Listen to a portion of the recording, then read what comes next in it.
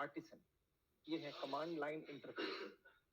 Artisan क्या है? एक कमांड लाइन इंटरफेस है जो पीएचपी में ही प्रोग्राम बना हुआ है, और इसमें कमांड्स जो होती हैं वो बाय डिफॉल्ट बहुत सारी होती हैं इसके पास। और अगर आप कहते हैं कि मेरे को इसके अलावा भी कोई प्रोग्राम, एक कमांड बनाना है, तो आप कमांड भी डिजाइन कर सकते हैं। ओके।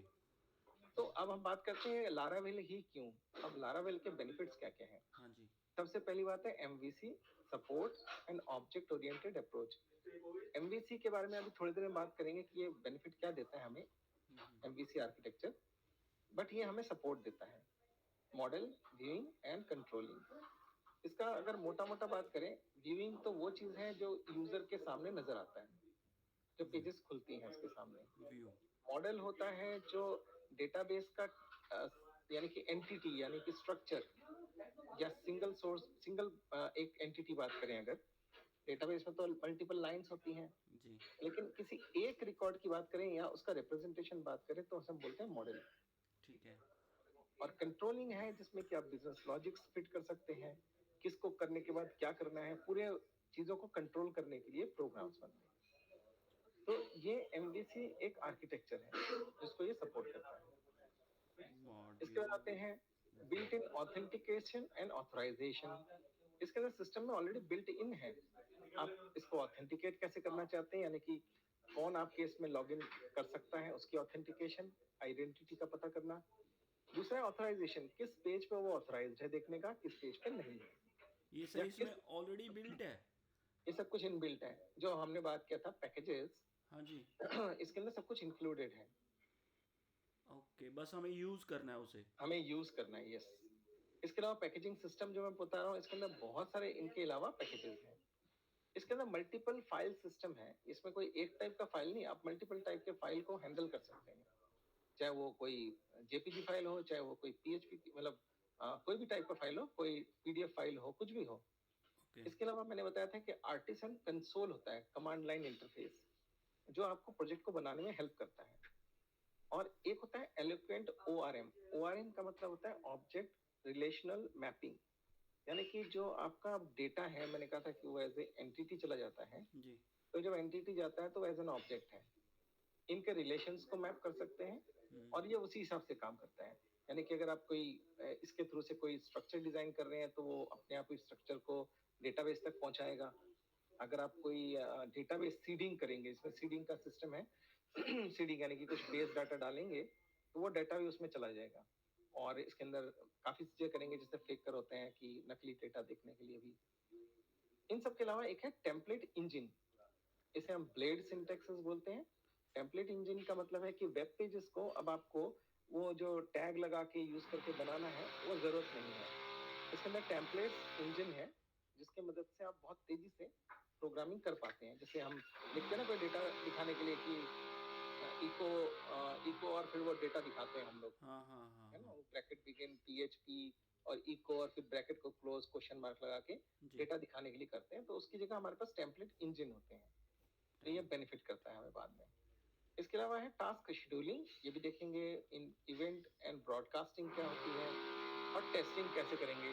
सबसे बड़ी बात है कि इसमें सिंगल यूनिट टेस्टिंग, जिसे हम बोलते हैं यूनिट टेस्टिंग, वो कर सकते हैं। सैंपल डेटा लेके और इसको टेस्टिंग किया जाता है। अगर हम बात करें इसको चलाने के लिए हमें क्या करना पड़ेगा, सबसे पहले तो आपको एक वेब सर्वर चाहिए, जैसे कि आप यूज कर सकते हैं XAMPP। एग्ज़ाम, हाँ। ठीक है, ये डबल पी होता है शायद, है ना, XAMPP। डब। हाँ सर। पता नहीं, मुझे देख लेता हूँ। हाँ, XAMPP डबल पी होता है, यस। इसके अलावा एक होता है, इंस्टॉल करना पड़ता है कंपोजर। जी। ये इंस्टॉल करना पड़ेगा आपको कंपोजर। कंपोजर के लिए क्या करना पड़ता है, आपको गूगल में जाना है, या आप करके भी साथ साथ कर भी सकते हैं। यहाँ लिखेंगे कंपोजर, और अगर कंपोजर के इंस्टॉल में जाएंगे तो विंडोज के लिए अलग होगा और आपके मैक के लिए अलग होगा। जी। अलग अलग इसमें आपको सिस्टम्स मिलते हैं कंपोजर के इंस्टॉलेशन। ये डाउनलोड और इंस्टॉलेशन में, इंस्टॉलेशन के पेज पे जाता हूँ, इंस्टॉल कंपोजर ऑन विंडोज, जैसे ये है, तो अलग अलग आपको मिलेंगे। तो आप डाउनलोड कर सकते हैं गेट कंपोजर से। हाँ, मैंने किया सर, रन करके इंस्टॉल कर लिया था। बस बस बस, ठीक है। तो कंपोजर की जरूरत पड़ती है। हाँ। तो अगर अभिषेक डाउनलोड करके अगर इंस्टॉल करना चाहे कर सकते हैं। अभिषेक जी आप डाउनलोड करके इंस्टॉल करना चाहे कर सकते हैं। हाँ सर ठीक है सर। अच्छा तभी समझ में आएगा, आगे नहीं तो समझ में नहीं आएगा इसके बगैर। इसके बाद है हम अगर लारावेल इंस्टॉल करना चाहें तो लारावेल को इंस्टॉल करने के लिए अगर हम लारावेल के उसमें चले जाते हैं वेबसाइट में तो हमें दिख जाएगा, इंस्टॉलेशन में जाते हैं, इसको गेटिंग स्टार्टेड है और एक मिनट इंस्टॉलेशन में मिल जाएगा इसमें डॉक्यूमेंटेशन में, ये यहाँ इंस्टॉलेशन है और इसको इंस्टॉल कैसे करना है अगर हम इंस्टॉल पे क्लिक कर लेते हैं। चलिए यहाँ लिख देते हैं इंस्टॉल, ये रहा इंस्टॉलेशन गेटिंग स्टार्टेड जी। इसमें बताएगा कि इंस्टॉलेशन के लिए कमांड्स हैं कुछ, जैसे ये वाला नहीं करेंगे यूज, हम सिंपल करते हैं, ये सब लंबे लंबे हैं, ये करते हैं। कंपोजर की मदद लेनी है, जो कंपोजर आपने इंस्टॉल किया था टर्मिनल के साथ ना सर। हाँ कर कंपोजर टर्मिनल, हाँ जैसे यहाँ पर आप जाएंगे और इसको इंस्टॉल करने के लिए अच्छा रहता है कि कोई अगर आप एक किसी ड्राइव में फोल्डर बना लेते हैं, जैसे मैंने तो अपने एफ ड्राइव में फोल्डर बना रखा है और मैं तो उसी में करता हूँ नॉर्मली, तो मैं यहाँ से चला जाता हूँ एक बार, मैंने तो इसमें कर रखा है अपने पास, इसके अंदर मैंने जैसे इसमें कर रखा था, वैसे तो ग्लोबली इंस्टॉल होगा तो कोई घबराने की जरूरत नहीं, कहीं भी बैठ के इंस्टॉल कर सकते हैं इसको। जैसे मैंने इसमें PHP के नाम से ना एक फोल्डर ही बना रखा है और इसमें लारावेल के नाम से फोल्डर बना रखा है, तो मैं यहाँ अगर चला जाता हूँ तो मैं यहाँ भी जाके इंस्टॉल कर सकता हूँ। अब मैं वही चीज जो कमांड मैंने बताया था अभी उसको अगर हम यूज करें, ये composer global required Laravel installation /installer installer, हाँ जैसे मैंने इंस्टॉल किया हुआ मुझे तो करने की जरूरत नहीं है ना सर दोबारा। आपने लारावेल इंस्टॉल किया तो आपको लेटेस्ट वर्जन मिल जाएगा। मैं देखूं सर उसमें कौन सा है? अगर आप वर्जन देखना चाहें तो आप देख सकते हैं लारावेल, एक मिनट वर्जन शायद लिखते हैं, लारावेल वर्जन लिखते हैं, लारावेल और -V होगा ना शायद, हाँ एकदम देख लेते हैं क्या होता है। बिल्कुल ऐसे ही है सर।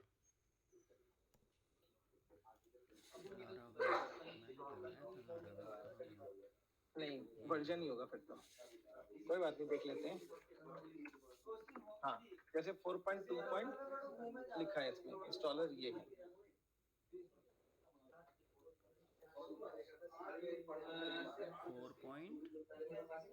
यही लेटेस्ट होगा वर्जन। अच्छा 2.1, हाँ 2.1 मैं देखता हूँ।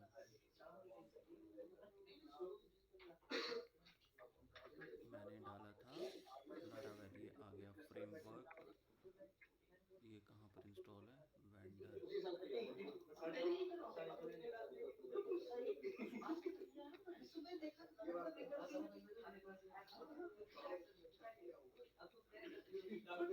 अच्छा रूट पे ही है,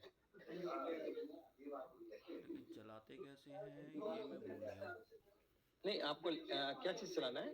मैंने टर्मिनल से चलाना था, लारावेल मैंने बनाया हुआ था लारावेल ऐप के नाम से। नहीं वो नहीं, जब आप इंस्टॉल करते हैं आपने इंस्टॉल कैसे किया था? उसमें एक इंस्ट्रक्शन दी थी वीडियो के थ्रू, मैंने वो वैसे जैसे बोलते गए थे वैसे वैसे इंस्टॉल किया और हेलो पेज तक मैं चला गया था, मैंने हेलो पेज चला लिया था इसके बाद। नहीं वो तो देखिए लारावेल जो आपका इंस्टॉल हुआ है तो ग्लोबली इंस्टॉल हुआ है। अच्छा अब और अब अभी मैंने वो नहीं बताया कि आपको प्रोजेक्ट कैसे बनाना है। हाँ ठीक है, वो प्रोजेक्ट बनाने के लिए यूज करते हैं। ओके जो आप बता रहे ना। हाँ हाँ हाँ। अब हम चलते हैं, अगर हमने देख लिया जैसे फॉर एग्जांपल अभी हम कहाँ गए थे नीचे, एक मिनट चले जाते हैं ऊपर।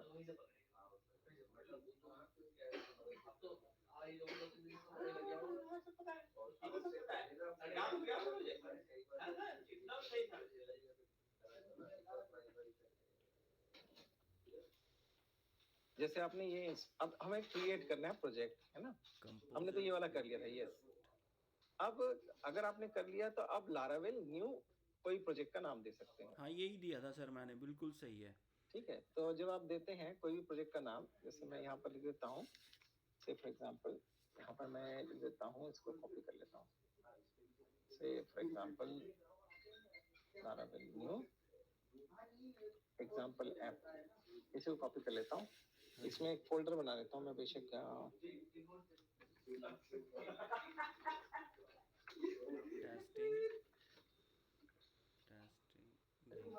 सॉरी, और यहाँ पर ये लगा देता हूँ। तो अब क्या करेगा कि इसी फोल्डर के अंदर एक नया फोल्डर बना देगा और उसका नाम हो जाएगा न्यू एग्जाम्पल। ये बना रहा है अभी प्रोजेक्ट आपके लिए, इंस्टॉल कर रहा है। अब देखिए लेटेस्ट वर्जन को भी लेके आ रहा है, इंस्टॉल कर रहा है ना। हाँ, 8.6। तो हमने क्या किया था कि ग्लोबल जो है वो लारावेल का हमने वर्जन यूज किया था, जिससे कि इंस्टॉलर का वर्जन, एक तो हो गया लारावेल का वर्जन, एक हो गया लारावेल के इंस्टॉलर का वर्जन। हमने इससे पहले लारावेल का इंस्टॉलर इंस्टॉल किया था, हमने लारावेल इंस्टॉल नहीं किया है ना। हाँ, वो अब ले रहा है। तो लारावेल का इंस्टॉलर से अब कॉल करके वो फाइल बना के दे रहा है। अब जो इंस्टॉल कर रहा है, देखिए बहुत सारी चीजें करके दे रहा है, यहाँ देख रहे होंगे आप। हाँ बिल्कुल सर। तो ये थोड़ा सा टाइम लेता है इंस्टॉल करने में। और हम जो बनाया हो प्रोजेक्ट सर, उसको भी यूज कर सकते हैं? हाँ, कभी भी कर लीजिए, वो बना बनाया तो रेडीमेड ही होता है, उसमें कुछ ऐसा कुछ नहीं होता कहीं कोई रूट या मतलब कोई क्या बोलते हैं उसको, रजिस्ट्री की वगैरह कोई चक्कर नहीं होता है। ओके, बस कहीं कुछ नहीं होता है। आप अगर उस कॉपी करके उसको एक्सट्रैक्ट करके चलाएंगे तो भी चल जाएगा। जैसे मैं अगर आपको एक फोल्डर शेयर कर दूंगा तो आप उसको चलाएंगे, चल जाएगा वो। ओके, अच्छा, वो उसमें जाके ब्राउजर में जाके? नहीं, ब्राउजर नहीं, अभी दिखाऊंगा कैसे। उसको तो सर्वर चाहिए ना एक। हाँ, अब ये हो गया, मान लीजिए बन गया ये, ठीक है ना। ये आपका फोल्डर बन चुका है ना। अब तो अब आपके पास अगर विजुअल स्टूडियो है अगर तो आप क्या लिखेंगे, अच्छा पहले तो जाना पड़ेगा, क्या नाम है इसका, हमने क्या रखा था, एग्जाम्पल ऐप, यही था। दो चीजें हैं, अगर आप डायरेक्ट चलाना चाहते हैं, रन करना चाहते हैं, तो आप यहाँ चले गए और आपने लिख दिया PHP देन आर्टिसन क्या था, मैंने बोला था कि कमांड लाइन इंटरफेस है। एक मिनट सर, PHP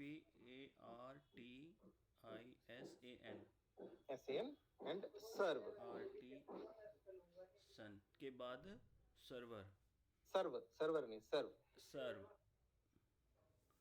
अच्छा, PHP स्पेस आर्टिसन सर्व जी, ये कमांड है। अब ये क्या करेगा कि आपने अगर जैम्प इंस्टॉल किया हुआ है तो उसके अंदर ऑलरेडी आपके पास इंस्टॉल्ड होगा PHP। हाँ जी, है ना। हाँ जी बिल्कुल। तो PHP की वजह से वो एक टेम्परेरी सर्वर जनरेट कर देगा। अब आपने जैम्प यूज नहीं किया है, आप गौर से देखिएगा, अब जैम्प तो मैंने चला ही नहीं रखा कहीं पर भी, मैंने जैम्प कहीं नहीं चला रखा है। तो ये इसने खुद ही अपना इंजन चालू कर दिया है और इस्तेमाल किया PHP को। अब जैसे इसने बता दिया कि आप इस वाले वेबसाइट में चले जाइए, यानी कि 127, हाँ ये और आ गया। अगर मैं इसमें चला जाता हूँ तो उसने ये आपको दिखा दिया बना के। जैसे कि अगर आपको मैं ये बंद कर दूं, मैं कंट्रोल कर देता हूँ, क्लोज करेगा, थोड़ा टाइम लेगा, या फिर इसको मैं बंद ही कर देता हूँ, ये बंद हो गया है। अब देखिए चलेगा नहीं। अच्छा वो ठीक है। अब हम एक काम कर सकते हैं कि विजुअल स्टूडियो में चले जाएं, विजुअल स्टूडियो कोड, और इसमें इसको बंद कर देते हैं जो अभी चल रहा है, खुला हुआ है फोल्डर, और ओपन फोल्डर कर लेते हैं जो अभी हमने बनाया था।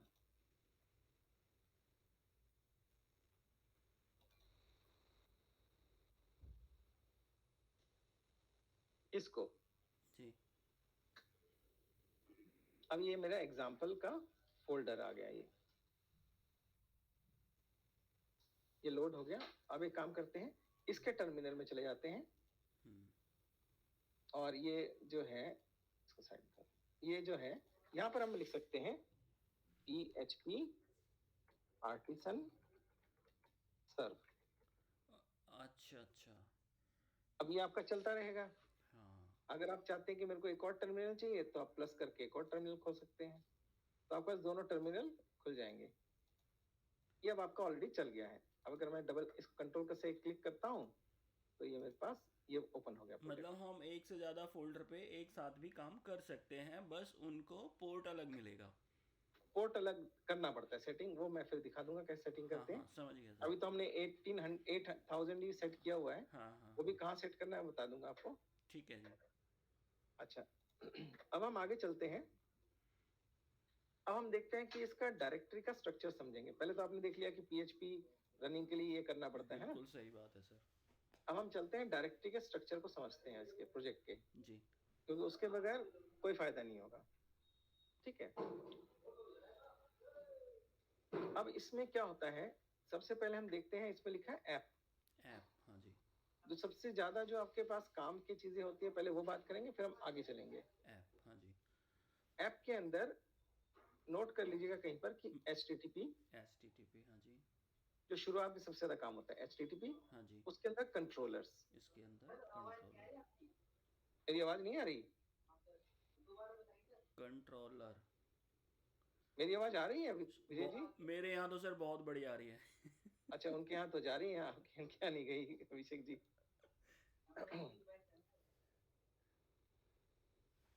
देखिए, एक तो हो गया HTTP के अंदर जी। एक कंट्रोलर फोल्डर है, ये कई बार काम HTTP आएगा। कंट्रोलर, हाँ जी। ठीक है जी। ऐप। दूसरा है मॉडल, ये बहुत बार काम आएगा। Model, models. मॉडल्स, सॉरी, हाँ यस, जी। मॉडल्स। ये दो फोल्डर आपने देख लिया। हाँ जी। इसके बाद हम चलते हैं, एक ये डेटाबेस है, ये आपके डेटाबेस को क्रिएट करते वक्त काम आएगा, इसी ये के फोल्डर। यानी थर्ड हो गया डेटाबेस। हाँ जी। डेटाबेस, हाँ जी। इसके बाद हमारे पास राउट्स है। राउट्स, 4 नंबर पे राउट्स। इसके अंदर आपका काम आएगा। ठीक है जी, ये फोल्डर काम आएगा। राउट्स। इसके बाद है हमारे पास व्यूज। व्यूज। रिसोर्स के अंदर व्यूज, ध्यान रखना व्यूज कई जगह मिलेगा आपको, ये रिसोर्स के अंदर व्यू की बात कर रहे हैं हम। ओके। रिसोर्स। रिसोर्सेज के अंदर व्यूज, इसमें सारे प्लूरल है क्योंकि मल्टीपल चीजें आएंगी, इसलिए इन्होंने रिसोर्सेज राउट्स इसलिए नाम रखा है इन्होंने।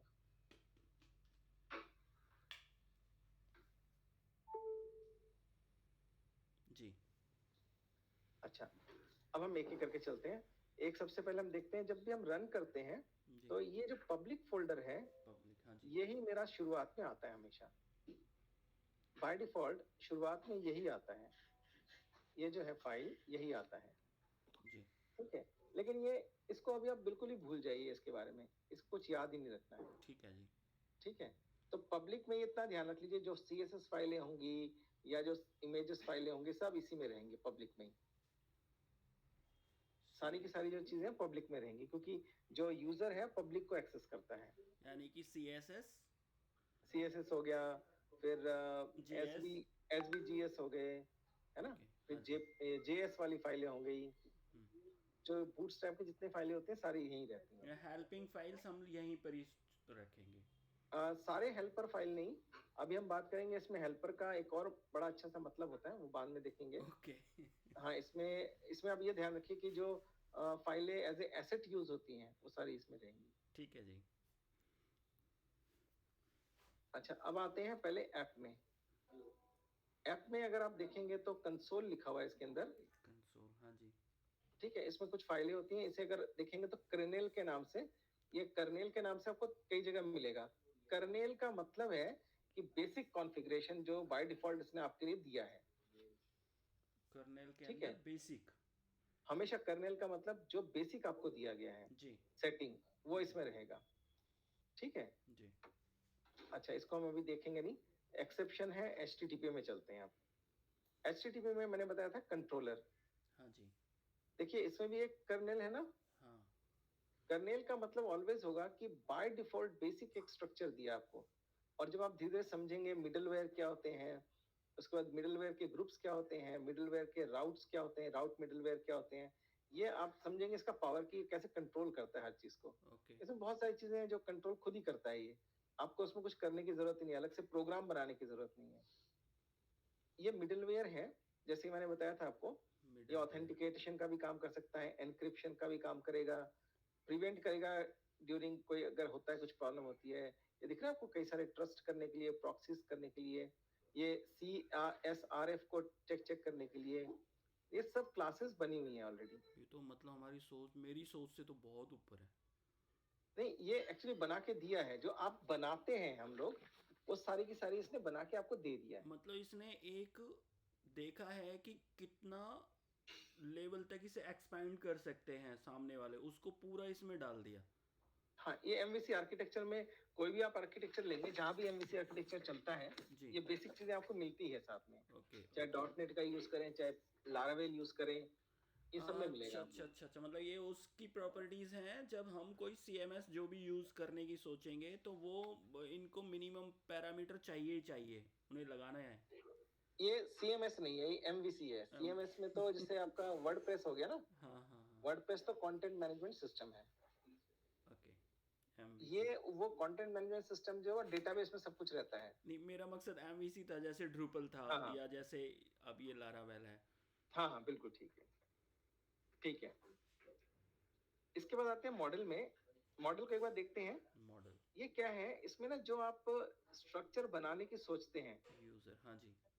वो यहाँ पर डिफाइंड हो जाता है मॉडल के अंदर। जो टेबल का स्ट्रक्चर आप बनाने की सोचते हैं, वो ऑलरेडी डिफाइंड होता है यहाँ पर। जब हम इसको बनाएंगे तो देखेंगे कैसे बनाते हैं इसको। इसके अलावा प्रोवाइडर्स अभी छोड़ देते हैं। बूटस्ट्रैप में बूटस्ट्रैप की चीजें नहीं होती, जो हम नॉर्मली बूटस्ट्रैप मतलब CSS बूटस्ट्रैप की बात सोच रहे होंगे। इसमें बूटस्ट्रैप उसकी नहीं, इसमें प्रोग्राम को चलाने के लिए स्टार्टिंग फाइल्स होती हैं। ओके जैसे ऐप PHP एक फाइल है, अगर आप देखेंगे इसमें सिंगलटन लिखा है इस तरह से, है ना, ये इस तरह से चीजें लिखी हैं कुछ। जी तो इसे अभी आप भूल जाइए, इसको मत देखिए, मैं तो जस्ट स्ट्रक्चर दिखाने के लिए बोल रहा हूँ। इसके बाद आते हैं हम लोग कॉन्फ़िग फाइल में। इसमें कॉन्फ़िगरेशन के लिए सेटिंग होती है काफी सारी, क्योंकि ये आपको कई सारी चीजें जो करके दे रहा है ना, प्रोग्राम के थ्रू से करके देता है ये। ठीक है, जैसे कॉन्फ़िग में डेटाबेस में देखिए ऐसा लिखा है ना, ये सारी लिखी आ रही है कई सारी चीजें। हाँ अगर आप बिल्कुल देखेंगे ये बड़े बड़े अक्षरों में लिखे आ रहे हैं ना। बिल्कुल सर। ये दरअसल में क्या है, ये ऑटोमेटिक आपको डेटाबेस की सेटिंग करके देता है। तो इसके लिए उसको कुछ डिटेल तो चाहिए होगी, वो डिटेल उसको मिलता है हमारे पास ENV फाइल से। ENV फाइल के अंदर अगर आप देखेंगे तो देखिए यहाँ पर सब लिखा हुआ है, दिख रहा है आपको। हाँ हाँ MySQL इसने डेटाबेस का नाम ये रख दिया बाय डिफॉल्ट, एग्जाम्पल ऐप। बना दिया उसने कि आप शायद ये रखना चाहें, और रूट में कोई पासवर्ड नहीं रखा। तो ये वहां जो कनेक्शन बनाता है वो इन्हीं चीजों से उठा के बनाता है और ऑटोमेटिकली बनाता है। आपको कोई कनेक्शन बनाने की जरूरत नहीं, कोई कुछ करने की जरूरत नहीं है। ठीक है ना। सही बात तो है। इसके बाद है हमारे पास, अगर हम देखें, ऐसे कॉन्फ़िगरेशन के लिए बहुत सारी हैं, है ना। ऑथेंटिकेशन के लिए है, पूरा ऑथेंटिकेशन सेट कर सकता है, ठीक है ना। गार्ड वेब, की गार्ड के नाम से एक उसने बना के रखा है। ये बड़ा इंटरेस्टिंग है कि गार्ड का क्या फायदा होता है, मिडलवेयर में काम आता है ये। जो हम करेंगे कैसे, वो हर पेज को चेक कर लेगा अपने आप ही। जब भी कोई भी क्वेरी डालेगा ना, कुछ भी डालेगा, वो ऑलवेज चेक होके जाएगा। मिडलवेयर का काम ये होता है। तो देखेंगे इसके बाद है, ये है डेटाबेस से रिलेटेड। अब डेटाबेस का मतलब यहाँ पर हम मॉडल डिफाइन करते हैं। यानी कि अगर मैं इस पे क्लिक करता हूँ माइग्रेशन पे, और इस पे क्लिक करता हूँ, तो आप देखेंगे यहाँ पर ना कुछ लिखा है, अप एक फंक्शन लिखा है, और इसमें देखिए लिखा हुआ है स्टेबल। इस फाइल का नाम देखते हैं क्या लिखा है। इस फाइल को नहीं, इस फाइल को देखते हैं, इससे आपको समझ में आएगा। क्रिएट ये यूजर, यूजर्स लिखा ना, यूजर्स, यूजर्स हाँ जी। ये इस नाम से टेबल बनाएगा। अच्छा ये हमेशा प्लूरल के नाम से टेबल बनाता है। ठीक है। एंटिटी जब बनाएगा, मॉडल जब बनाएगा, सिंगल नाम से बनाएगा जैसे यूजर, और जब टेबल बनाएगा तो बनाएगा यूजर्स। ओके ठीक है। अब इसने क्या स्ट्रक्चर बनाई है देखिए, कहता है एक आईडी होगी बाय डिफॉल्ट, हर टेबल की एक आईडी होगी जो यूनिक होगी। ठीक है जी। उसके बाद इसका एक नाम होगा, इसने बताया कि इस यूजर का एक नाम होगा, एक ईमेल आईडी होगी, वो भी यूनिक चेक करेगा। अब आप देखो आपने कुछ सिलेक्ट क्वेरी नहीं डाला हाँ कि इसमें अपने पास अवेलेबल है कि नहीं हाँ है ना? उसने कहा चेक करेगा वो अपने आप ही। ईमेल को वेरीफाई करने के लिए भी देखो तरीका बना रखा है। अगर आप इसी तरह से लिख दोगे ना तो हाँ ऑटोमेटिकली चेक भी करेगा वो। ये हम करेंगे बाद में, अभी जब हम चेक करेंगे इसमें कैसे हमसे इसका जो एलोक्वेंट बोलते हैं इसको, एलोक्वेंट को जब चेक करेंगे लारावेल का, ओआरएम से ये रिलेटेड है एलोक्वेंट ओआरएम, तो देखेंगे कैसे वो चेक करता है अपने आप ही।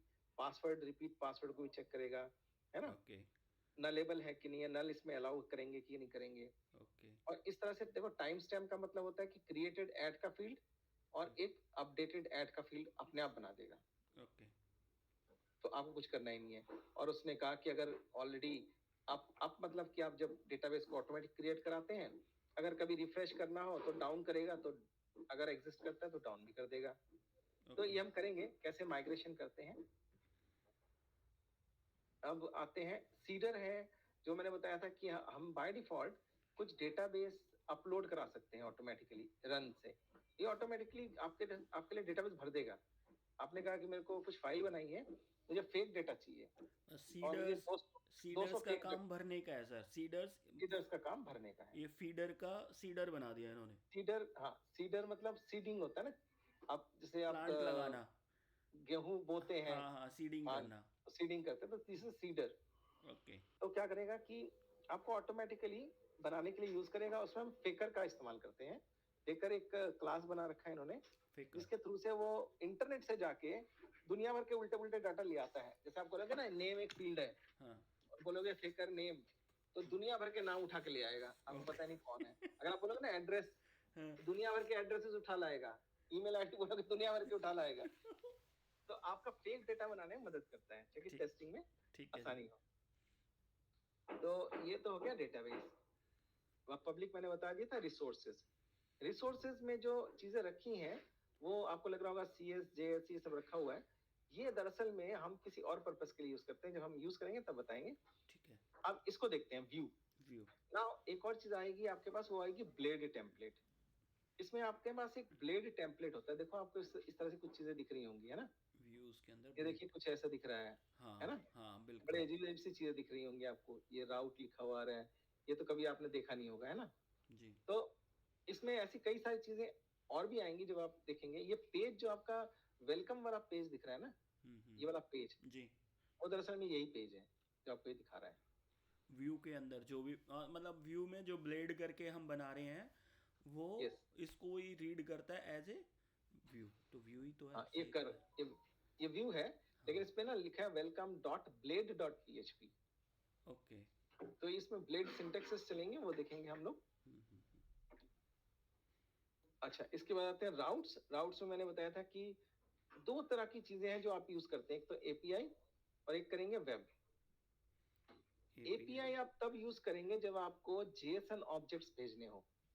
JSON ऑब्जेक्ट्स जी जैसे बाय डिफॉल्ट इसने कुछ यूजर बना रखा है। अभी हमारे पास डेटाबेस तो है नहीं, डेटाबेस बनाया भी नहीं, तो ये चला के कुछ दिखाएगा भी नहीं। ठीक है। वो कहता है कि अगर आप जो लिखा है ना उसके आगे गेट जो भी स्लैश यूजर लिखोगे तो आपको एक यूजर की लिस्ट देगा। अब यहाँ तो एक मिनट, अरे ये नहीं, ये स्लैश यूजर, अब मैंने इसको एंटर कर दिया, तो आप कह रहे हैं कि पेज नॉट फाउंड। इसका मेन रीजन ये है कि अभी ये कर नहीं रहा है काम। सॉरी नहीं, गलती एक और है।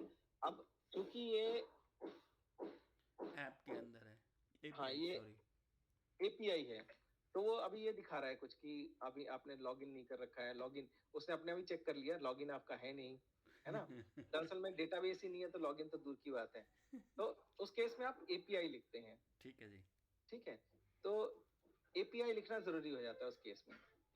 ये हो गया उसके लिए। ये देखो यहाँ ऑथेंटिकेशन सेक्टम लिखा है ना, ये मिडलवेयर है जो ऑटोमेटिक चेक कर रहा है डेटा की कि ये कोई ऐसे तो नहीं घुस गया इसके अंदर।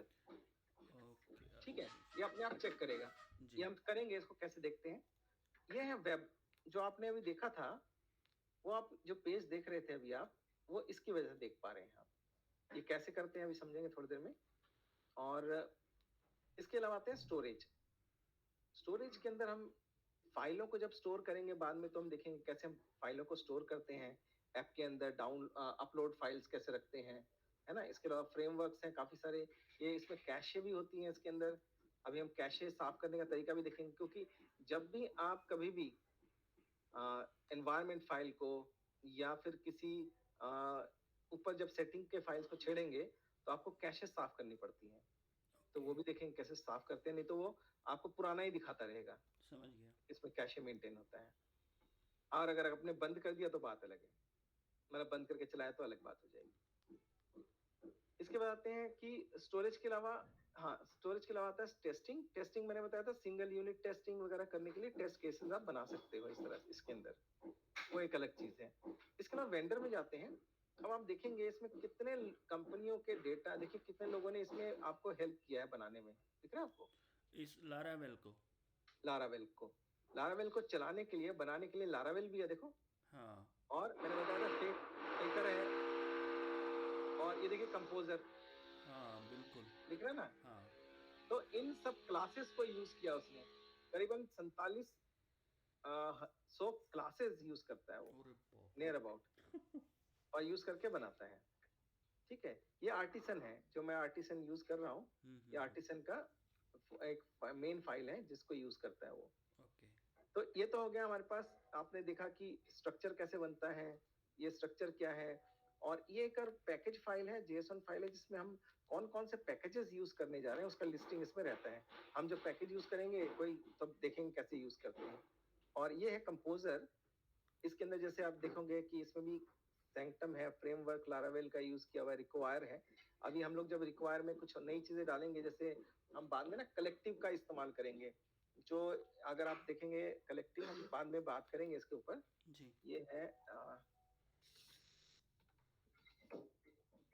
लारावेल कलेक्टिव, ये यूज करेंगे। ये क्या है कि ये बड़ा इंटरेस्टिंग है। इसमें हम जब ये आप जब इंस्टॉल करेंगे रिक्वायर लारावेल, तो ये अपने आप ही इसी प्रोजेक्ट में ऐड हो जाएगा। इसमें आप फॉर्म को क्रिएट करने के लिए इस तरह से टैग्स यूज करते हैं, उसमें टेक्स्ट बॉक्सेस अपने बना सकते हैं, इसमें ऑटोमेटिकली बन जाते हैं। इसमें ना ड्रॉप डाउन के अलग अलग तरीके हैं बनाने के, है ना, लेबल्स बनाने के तरीके हैं।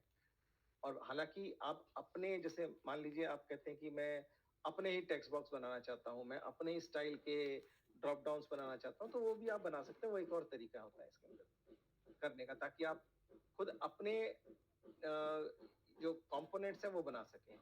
इसमें हम कंपोनेंट्स बनाएंगे लेटर ऑन, जब हम काम करेंगे तो हम इसमें बहुत सारे कंपोनेंट्स बनाएंगे अलग अलग। ठीक है सर। तो ये जब हम करेंगे आगे तो पता लगेगा। तो अब हम आते हैं राउटिंग की बात करते हैं। सबसे पहले राउटिंग के बारे में हम बात करेंगे। एक तो राउटिंग के फाइल्स के बारे में, एक राउटिंग के मेथड्स के बारे में, एक इनको कॉन्फ़िगर करने के लिए अपने कस्टम तरीके से, और एक हम करेंगे क्वेरी को हैंडल करने का। जी। अब आप देखेंगे कि सबसे पहले बात करते हैं, हमने एमवीसी आर्किटेक्चर में हमने सबसे पहले बात किया राउट की। ये राउट तो आपको पता ही क्या चीज होती है, कि जो हम ऊपर लिखते हैं, है ना जी। तो सबसे पहले हम चलाते हैं, जैसे ये मैंने यहाँ नोट कर रखा था, इसका हम एक काम करते हैं, डेमो नाम से एक राउट बनाते हैं। ठीक है, तो हम एक काम करते हैं, अब हम वेब पे हैं, ध्यान रखना वेब पीएचपी पे। तो राउट इज अ क्लास, पहली बात तो कैपिटल में ROUT लिखा जाता है। ये दिख रहा है ना आपको? जी बिल्कुल दिख रहा है। ये ध्यान रखना। और फिर 2 कॉलन लगाने पड़ेंगे आपको। ठीक है जी। ताकि उस क्लास का ऑब्जेक्ट बना सको। अब क्लास का ऑब्जेक्ट डिक्लेयर करने की जरूरत नहीं होती इसमें, क्लास का अपने आप ही ऑब्जेक्ट क्रिएट हो जाता है। और आपको अब देना पड़ता है कोई HTTP का वर्ब, यानी कि जो गेट है, पोस्ट है, हाँ है ना, ये देना पड़ता है। ठीक है। और उसके बाद फिर आप देंगे ब्रैकेट बिगिन, और इसके अंदर आपको देखिए देना पड़ता है URI और एक्शन। तो अब हम URI देते हैं पहले, से फॉर एग्जांपल हमने कहा कि स्लैश और लिख दिया डेमो। ठीक है जी। उसके बाद हमें एक एक्शन देना पड़ता है। अब एक्शन में मतलब कुछ आप काम देंगे ना उसको, तो काम को देने के लिए हमें एक फंक्शन बनाना पड़ता है। एक तरीका तो होता है फंक्शन बनाने का, कई सारे तरीके हैं। सिंपल सबसे तरीका होता है एक फंक्शन बनाना जी। अब फंक्शन बनाने के लिए आपको क्या करना पड़ता है, कभी आपने फंक्शन जैसे बनाया होगा, मान लीजिए फंक्शन है, ये फंक्शन को बनाने के लिए आपको पहले तो कर्ली ब्रैकेट लिखना पड़ता है ना इसके हाँ अंदर। बिल्कुल बिल्कुल सर। अब इसके अंदर आप मान लीजिए कहते हैं कि इको, को फॉर एग्जांपल यहाँ पर लिख दिया आपने हेलो, हेलो। ठीक है जी, इतना ही लिख दिया आपने।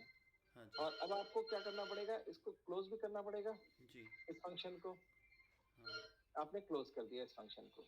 इसमें गलती ये होगी, कॉमा नहीं लगाया मैंने, ये जो उसने लिखा था ना हाँ ऊपर बिल्कुल देखिए URI बिल्कुल कॉमा बिल्कुल। एक्शन, ठीक है। अब हम इसको सेव कर देते हैं। अब ये मैंने सेव कर दिया, मेरा वो सिस्टम चल भी रहा है। यहाँ पर एरर क्यों दिखा रहा है अभी? अच्छा, मेरे पास ऑलरेडी ब्रैकेट है, ठीक है जी, है ना। तो मैंने अब क्या किया है जरा देखते हैं दोबारा से। तो पहले मैंने क्या किया था, पहले कि एक राउट। गेट राउट बनाया, और राउट्स बनाते ऑब्जेक्ट भी क्रिएट हो जाता अपने आप ही। हाँ तो मैंने गेट एक वर्ब लिया, यानी कि उस ऑब्जेक्ट के अंदर एक क्लास होगी, यहाँ से जाने देगा। देखिए इसमें चला जाता हूँ, ये मैं आ गया हूँ राउट वाले उसमें। तो राउट के अंदर ना क्लासेस होंगी काफी सारी, उसमें एक क्लास वो भी होगी जो हम अभी कर रहे हैं, और वो है गेट। तो इसमें लिखा है ना पब्लिक स्टैटिक फंक्शन गेट, ये है राउट के अंदर, ठीक है। तो राउट में गेट क्लास है, एक फंक्शन है, फंक्शन को मैं कॉल कर रहा हूँ, उसमें मैं दो वेरिएबल्स पास कर रहा हूँ एज ए पैरामीटर। दो, एक तो हो गया एक्शन, है ना, और एक्शन के अंदर मैंने फंक्शन ही बना दिया पूरा, ठीक है। ये दिखा ना, दो चीजें देता हूँ ना मैं। देखिए एक तो URI कॉमा एक्शन, एक्शन में ना नल भी हो सकता है। एक्शन में आपने पूरा एक फंक्शन दे दिया उसे पूरा कि भाई फंक्शन दे आपने दिया, ये प्रिंट करना है, करना और डेमो URL हो गया। यस। और ये यहाँ तक समझ लीजिए, मैं इसको अगर ऊपर ले जाऊं यहाँ तक, समझ गया सर बिल्कुल। ये है, समझ लीजिए। ये मैं इधर कर देता हूँ, अब आराम से समझ में आ रहा होगा। हाँ ये मैंने किया है, या फिर मैं इसको इधर लिख देता हूँ, अब समझ में आ रहा होगा अब अच्छी तरह से। ये एक ही सिंटैक्स हो गया, मतलब ये मेरा एक चीज हो गया पार्ट, हाँ और ये दूसरा पार्ट हो गया, दूसरा पार्ट हो गया। बिल्कुल सही है सर।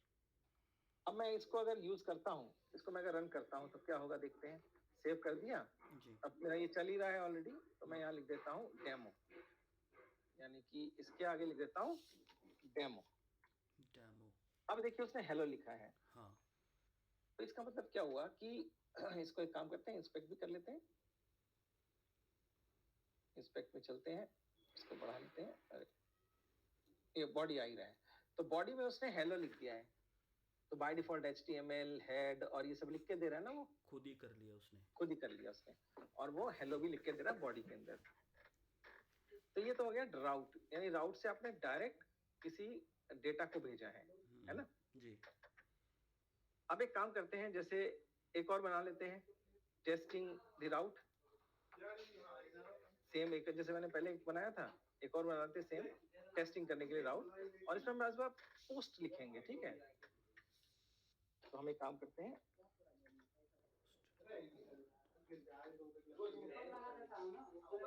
टेस्ट लिख देता हूँ, डेमो टेस्ट लिख देता हूँ, और इसके अंदर मैं लिख देता हूँ फंक्शन। इसको थोड़ा नीचे कर लेते हैं, नॉर्मली आपको इसी की प्रैक्टिस बनानी पड़ेगी। इसमें लिख देते हैं इको, वही रहने देते हैं, या टेस्टिंग लेते हैं, टेस्टिंग हेलो, ठीक है जी। ठीक है। अब इसको अगर मैं चलाता हूँ, सॉरी यहाँ पोस्ट नहीं लिखा ना,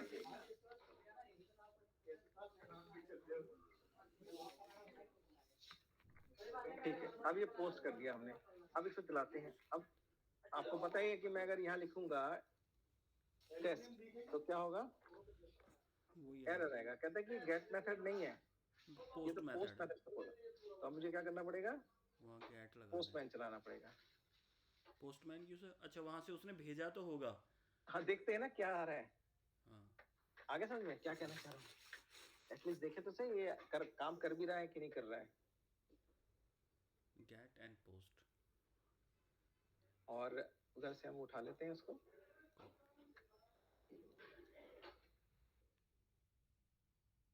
एक नया बना लेते हैं।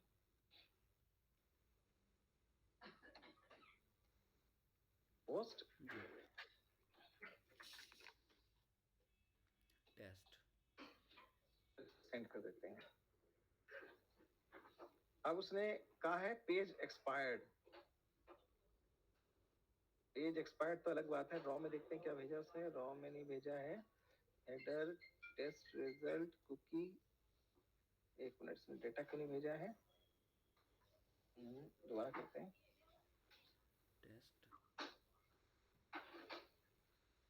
कोई रीजन है जिसकी वजह से डेटा नहीं भेजा इसमें? उसका क्या सिंटैक्स गलती? गेट से ही तो नहीं होता सर? नहीं नहीं, पोस्ट है, मैं करके तो रखा है। इसके बगैर तो काम ही नहीं चलेगा आपका, कोई अच्छा अगर पोस्ट नहीं कर पाएगा तो। हाँ, टेस्ट ही टेस्ट रखा है नाम। फंक्शन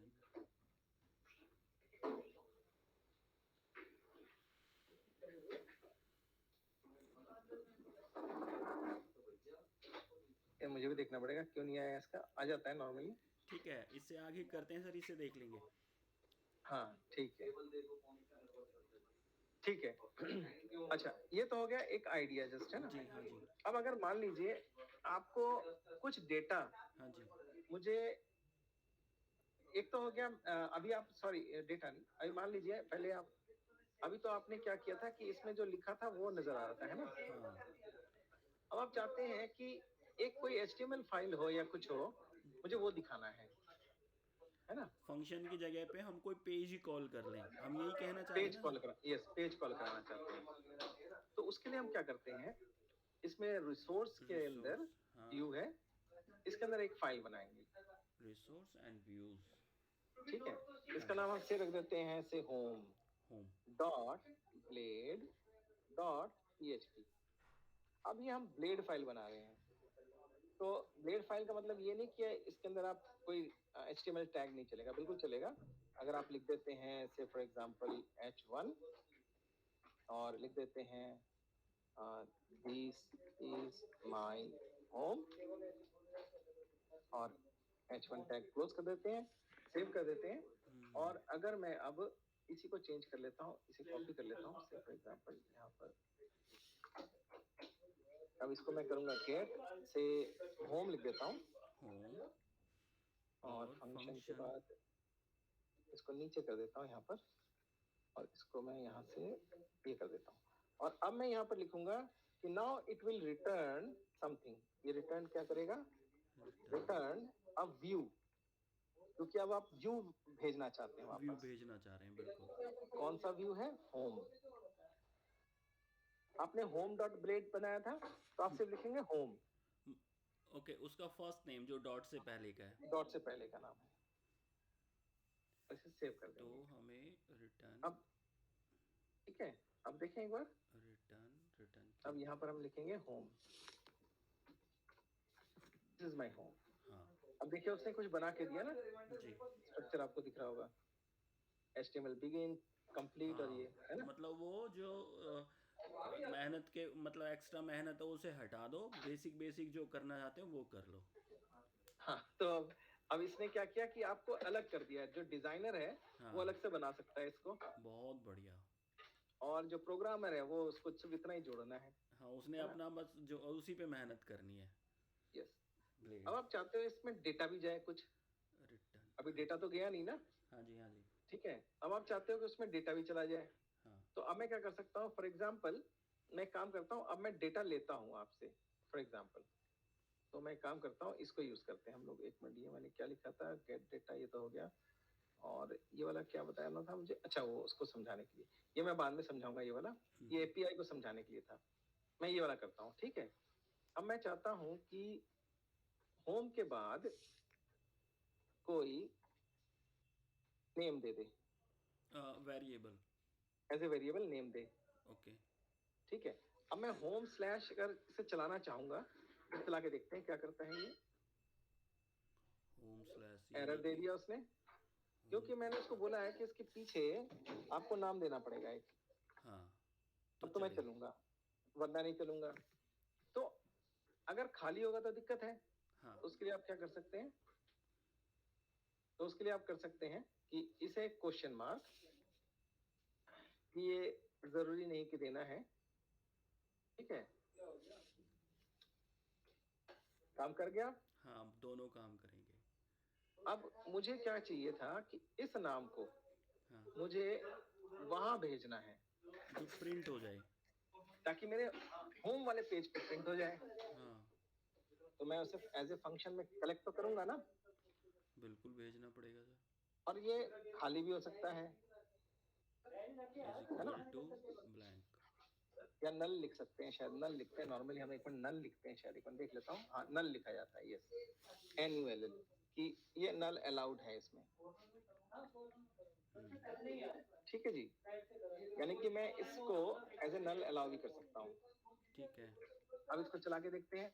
अब नाम नहीं लिखेंगे तो भी क्या फर्क पड़ता है, कोई फर्क तो पड़ेगा नहीं, क्योंकि मैंने अभी कोई इस्तेमाल नहीं किया इसका, है ना। जी। अब हम एक काम करते हैं, सबसे पहले हमें क्या करना पड़ेगा, इसको जोड़ना पड़ेगा। अब जोड़ने के लिए क्या करना पड़ेगा, हमें विद डेटा लिखना पड़ेगा। और विद डेटा को करने के लिए एक फंक्शन है हमारे पास, data is equal to compact. Compact हमारे पास एक फंक्शन है जो कि PHP का फंक्शन है, जिसमें क्या करता है, एरेस को इकट्ठा कर देता है। अब इसमें एरे मेरे पास क्या है, नेम। कॉम्पैक्ट आपने एरे। जो उठाया ना, वो क्या उठाया, नेम। जी। बाय डिफॉल्ट आपने एक ही चीज उठाया ना, हाँ, वेरिएबल ठीक, नेम। बिल्कुल सही है। अब ये नेम मेरे पास आ गया है। हम्म। अब अगर मैं चाहूं तो एक काम कर सकता हूं, फॉर एग्जाम्पल मैं यहाँ कर देता हूँ इको एंड देन PRE, और प्रिंट आर, ये आपको दिखाने के लिए कर रहा हूँ, और डॉलर डेटा, और यहाँ लिख देता हूँ डाई। इसको मैं die. Die bracket begin. Bracket लिख दीजिए, ऐसे लिख दीजिए, एक ही बात है। अच्छा। अब मैं इसको चला के देखता हूँ क्या करता है। देखिए, एक उसने एरे बनाया ना। हाँ, अब यहाँ कुछ लिखा नहीं है, तो इसलिए उसने कुछ दिया भी नहीं। अब ये आ गया है ना। हाँ, बिल्कुल बिल्कुल। तो उसने एक एरे बना दिया मेरे लिए। हम्म। अब एक काम करते हैं, ओके। यानी ये तो यहाँ से जा सकता है ना। हाँ। अब मैं यहाँ लिखूंगा विद डॉलर डेटा। तो डेटा के अंदर जो भी होगा वो सब पहुंच जाएगा। वहां पहुंचेगा। अब यहाँ पहुंचा है नहीं पहुंचा, कैसे देखेंगे। यहाँ पे एक काम कर सकते हैं कि ऐसे कुछ करें, है ना। हाँ हाँ हाँ। अब ऐसा कुछ करने के लिए देखो, ये तो वेब पेज है, इसे पता ही नहीं कि क्या होता है ये चीजें, है ना। तो हमारे पास क्या एक तरीका होता है, ट्रेडिशनल तरीका, ऐसे होता है ना। जी। इससे तो हो जाएगा अब। हाँ, ये बिल्कुल छापेगा। ठीक है, एक काम करते हैं, अब इसको फिर दोबारा करते हैं। अब इसने कुछ एरर दिखाया वो है। क्लोज नहीं हुआ सर। अब कोई बात नहीं, क्लोज कर लेते हैं। Echo this print this. हम बात कर रहे हैं कहाँ पर, होम ब्लेड। हाँ, तो होम पे ही तो होना चाहिए था, बिल्कुल सही। ओके, यहाँ पर ऐसे नहीं आएगा। ठीक, बिल्कुल सही सोचा आपने। कह रहा कि डिफाइन नहीं है। हमने एक्चुअली में वेरिएबल का नाम क्या रखा था, हाँ, हमने रखा था नेम। इसको देखिए, आ गया। तो आपने क्या देखा कि अगर मैं यहाँ पर लिखता हूँ उस वेरिएबल का नाम तो दिखा देता है। हाँ, वो कलेक्शन को नहीं दिखाएगा, मतलब कलेक्टिव जो कंप्रेस हो क्या है। यस, वो सिर्फ इसलिए करता है कि वो आपको पाइपिंग करके डेटा दे दे वहां। हाँ, आपने जितने वेरिएबल्स भेजा है ना, सब वहां मिल जाएंगे आपको, इतना गारंटी देता है वो। बस नाम लिख लो और आ गया। हाँ, जो भी आपने वेरिएबल्स बनाए वो आप लिख लो और आ जाएगा। ठीक है जी। ठीक है जी। तो यानी कि अगर मैं यहाँ से फॉर एग्जांपल एक टेम्पररी वेरिएबल बना भी लेता हूँ कि डेट लिख देता हूँ ऐसे, इज इक्वल टू, तो मैं करेक्टर में लिख देता हूँ हाँ 02, अरे भाई,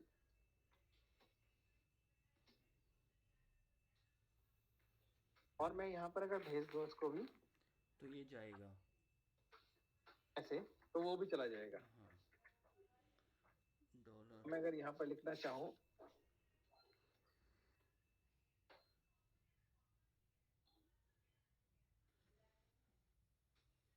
तो इसको लिख देना चाहिए वहां पर। आ गया डेट। बिल्कुल आ गया सर। तो इसका मतलब ये हुआ कि यहाँ से डेटा वहां तक चला जाता है, यहाँ से उठ के वहां तक। अब हम क्या करेंगे लेटर ऑन, हम इसके ना कुछ होते हैं डिस्क्रिप्टर्स, हम उसका इस्तेमाल करेंगे। एक सिंपल सा होता है, अभी मैं कराऊंगा जब तब या नोट कर लेना। एक तो हो गया कि मैं डबल ऐसे कर दे के करली ब्रैकेट्स लगाता हूँ, डबल ठीक है, और मैं इसमें लिख देता हूँ ऐसे, डबल और कर्ली कुछ नहीं किया, ब्रैकेट एंड वेरिएबल नेम। ठीक है, और कुछ नहीं किया। तो दिस इज माय होम, और एक काम करता हूँ इसको कट करके यहाँ रख देता हूँ, ठीक है जी। अब इसे मैं चला लेता हूँ, ठीक है। तो ये लारावेल का सिंटैक्स लिखने का तरीका हुआ। हाँ देखो, इसमें कोई उसने पीएचपी का कोई टैग नहीं दिया, कहीं कुछ नहीं दिया ना, हाँ नहीं दिया सर। इसने सिर्फ डेटा भेजा है हाँ सोमनाथ, है ना वो HTML बना दिया उसे। जी। तो ये तो हो गया एक तरीका जो हम कर सकते हैं करने के लिए, तैयारी मतलब तरीका है एक, ठीक है। जी तो यही मैंने दिखाने के लिए ना ये सब बना के रखा था आपके लिए। ठीक है सर, मैं तो इसमें प्रैक्टिस आज करूंगा। इतना कर लेते हैं, इसमें कुछ दिमाग लगाइए, इसमें नहीं कुछ बहुत है कीजिए। सर, ये तो मतलब समझ लो 10 दिन का नहीं बराबर हो नहीं, गया। इसके ऊपर आज ही कीजिए, कल हम आगे बढ़ेंगे, मैं इसे क्योंकि करूंगा इसके सर आज। बाद डिस्क्रिप्टर्स हैं, क्योंकि अगर रोज हम करेंगे ना 1 घंटा, हम्म। तो हमारी बात बन जाएगी, जी जी बिल्कुल करूंगा सर। ठीक है जी। ओके। तो कल फिर